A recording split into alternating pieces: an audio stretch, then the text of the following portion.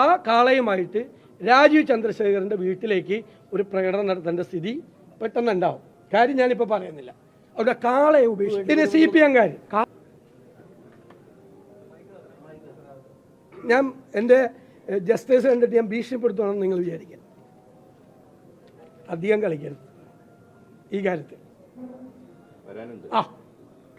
ഞെട്ടിപ്പോവും. അല്ല വേണമെങ്കിൽ അങ്ങനെ എടുത്തോ. കേരളം ഞെട്ടിപ്പോവും. അതില്ല വരുന്നുണ്ട് ഇതുമായിട്ട്. അല്ല നോക്കൂ, വലിയ താമസമൊന്നും വേണ്ട. ഇത് CPM നടത്തുന്ന എന്തിനു വേണ്ടിയിട്ടാണ്? ME ഗോവിന്ദൻ്റെ മകനെതിരായിട്ടുള്ള ഗുരുതരമായ ഒരു ആരോപണം വന്നിരിക്കുന്നു. അതിന് മറുപടിയില്ല. CPM നേതാക്കന്മാർക്കൊരു മന്ത്രിക്കുൾപ്പെടെ ഈ കളങ്കിത വ്യക്തിത്വമായ രാജേഷ് കൃഷ്ണ പണം അയച്ചിരിക്കുന്നു, പണം കൊടുത്തിരിക്കുന്നു എന്നൊരു ആരോപണം വന്നിരിക്കുന്നു. ഗുരുതരമായ ആരോപണം.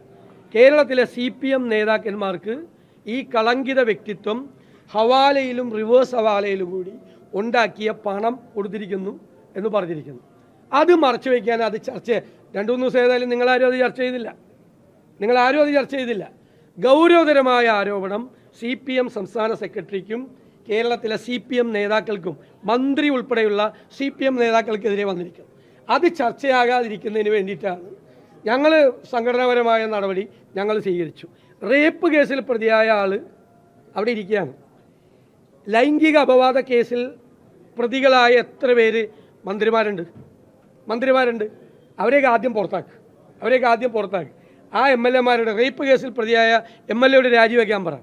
പിന്നെ ഞാൻ പറഞ്ഞല്ലോ, മുഖ്യമന്ത്രിയുടെ ഓഫീസിലോട്ട് ലൈംഗിക അപവാദ കേസുകളിൽ പ്രതികളായ ആളുകളെ വെച്ചുകൊണ്ട് CPM നടത്തുന്നത് ME ഗോവിന്ദനെ രക്ഷിക്കാനും ഈ മന്ത്രി അടക്കമുള്ള ഈ റിവേഴ്സ് ഹവാല കേസിൽ രക്ഷപ്പെടുന്നതിനുമാണ്. പിന്നെ BJP-കാരോട് എനിക്കൊരു പ്രത്യേക കാര്യം പറയാനുണ്ട്. ഇന്നലെ ഒരു കാളയുമായിട്ട് കൻ്റോൺമെൻറ്റ് ഹൗസിലേക്ക് പ്രകടനം നടത്തി. നല്ല കാര്യം. ആ കാളയെ കളയരുത്, അത് പാർട്ടി ഓഫീസിൻ്റെ മുറ്റത്ത് കെട്ടിയിടണം. ഈ അടുത്ത ദിവസം ഒരാവശ്യം വരും BJP-ക്ക്. ആ കാളയുമായിട്ട് രാജീവ് ചന്ദ്രശേഖരൻ്റെ വീട്ടിലേക്ക് ഒരു പ്രകടനം നടത്തേണ്ട സ്ഥിതി പെട്ടെന്നുണ്ടാവും. കാര്യം ഞാനിപ്പോൾ പറയുന്നില്ല. അവിടെ കാളയെ ഉപേക്ഷിക്കരുത്, കാളയെ കളയരുത്, കാള വേറെ കൊണ്ടുവന്ന സ്ഥലത്തേക്ക് പറഞ്ഞേക്കരുത്. കാളയെ പാർട്ടി ഓഫീസിൻ്റെ മുമ്പിൽ തന്നെ കെട്ടിയിടണം. കാളയുടെ ആവശ്യം വരും. ആ കാളയുമായിട്ട് എൻ്റെ വീട്ടിലേക്ക് പ്രകടനം നടത്തിയ BJP-കാരെ കൊണ്ട് ഞാൻ ആ കാളയുമായിട്ട് രാജീവ് ചന്ദ്രശേഖരൻ്റെ വീട്ടിലേക്ക് ഞാനൊരു പ്രകടനം നടത്തിക്കും. വെയിറ്റ് ചെയ്താൽ പിന്നെ CPM-കാർ ഞാൻ എൻ്റെ ജസ്റ്റിസ് കണ്ടിട്ട് ഞാൻ ഭീഷണിപ്പെടുത്തണമെന്ന് നിങ്ങൾ വിചാരിക്കുക.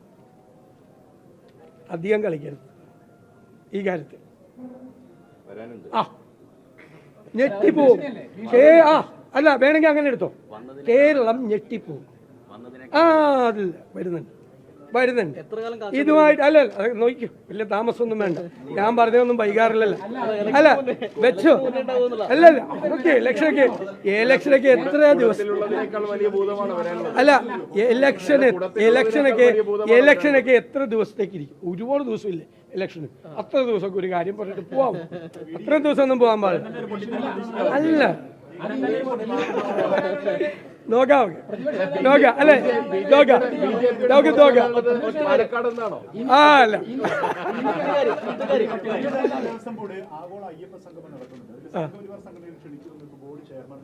അല്ല വിളിക്കണമല്ലേ? എന്തിനു വേണ്ടിയിട്ടാണ് CPM ഇത് നടത്തുന്നത്? CPM ഭൂരിപക്ഷ വർഗീയതയെ പ്രീണിപ്പിക്കുക എന്ന് മുതലാണ് CPM-ന് ശബരിമലയോട് ഈ പ്രേമമുണ്ടായത്. അപ്പോൾ ശബരിമലയുടെ പേരിൽ ഒരു ഭൂരിപക്ഷ പ്രീണനം കഴിഞ്ഞ കുറേ നാളായിട്ട്, കഴിഞ്ഞ പാർലമെൻറ്റ് ഇലക്ഷനിലെ ദയനീയമായ തോൽവിക്ക് ശേഷം ഞാൻ പല പ്രാവശ്യം ആരോപണം ഉന്നയിച്ചിട്ടുണ്ട്. ഭൂരിപക്ഷ പ്രീണനമാണ്. അപ്പോൾ ശബരിമലയെ പിടിച്ചിരിക്കുക, അയ്യപ്പനെ പിടിച്ചിരിക്കുക ഭൂരിപക്ഷ വർഗീയതയ്ക്ക് വേണ്ടിയിട്ടാണ്. ഭൂരിപക്ഷ വർഗീയതയാണ് CPM ഉയർത്തുന്ന ആയുധം. ഇപ്പോൾ വരുന്ന ആയുധം.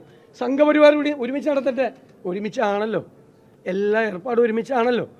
ഒരുമിച്ച് നടത്തട്ടെ. നമ്മൾ കാണാം, കേരളം കാണാം.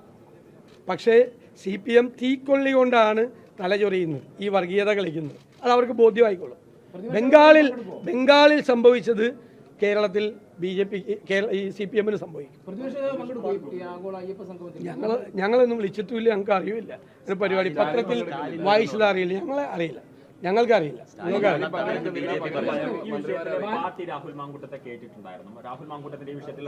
ആ വിഷയം ക്ലോസ്ഡ് ആണ്. ഞങ്ങൾ ആ വിഷയത്തെ പറ്റി ഇനി ഒരു ചർച്ചയില്ല. ആ സബ്ജക്റ്റ് ക്ലോസ് ചെയ്തു. എന്തുകൊണ്ടാണെന്നറിയോ? ആ സബ്ജക്റ്റിൻ്റെ മറവിൽ, ആ സബ്ജക്റ്റിൽ ഞാൻ ഇന്നലെ പറഞ്ഞ ഒരു പാർട്ടി ചെയ്യാവുന്ന മാക്സിമം കാര്യം കേരളത്തിൽ ഒരു രാഷ്ട്രീയ പാർട്ടിയും ചെയ്യാത്ത, ഞാൻ പറഞ്ഞല്ലോ, ഹൃദയവേദനയോടുകൂടി ആണ് ഒരു സഹപ്രവർത്തകനെതിരായിട്ട് നടപടിയെടുത്തത്. കാരണം മുഖം നോക്കലല്ല, നമ്മുടെ ബന്ധമല്ല, അടുപ്പമല്ല, നിലപാടാണ്.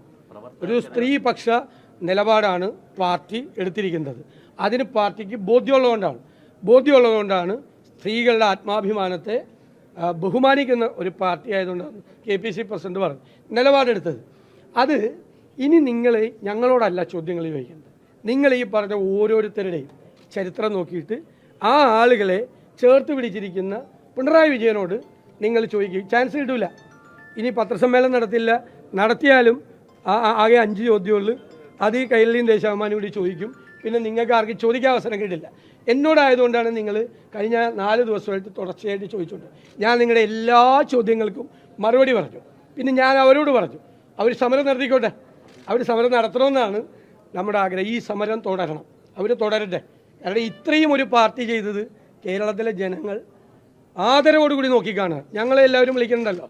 ഞങ്ങളെ കേരളത്തിൻ്റെ ഒരു പൊതുസമൂഹത്തിൻ്റെ ഒരു ക്രോസ് സെക്ഷൻ, വളരെ പ്രധാനപ്പെട്ട ഒപ്പീനിയൻ മേക്കേഴ്സ് ആയിട്ടുള്ള ആളുകൾ ഞങ്ങളെ വിളിക്കുന്നുണ്ട്. ഞങ്ങളെ അത്ഭുതപ്പെടുത്തി നിങ്ങൾ എന്ന് പറഞ്ഞുകൊണ്ട് ഈ തീരുമാനം കേരള രാഷ്ട്രീയ ചരിത്രത്തിൽ അടയാളപ്പെടുത്തുന്ന തീരുമാനമാണെന്ന് പറഞ്ഞ് ഞങ്ങളോട് ആദരവോടെ ഒരുപാട് പേര് ഞങ്ങളെ വിളിച്ച് സംസാരിക്കുന്നുണ്ട്.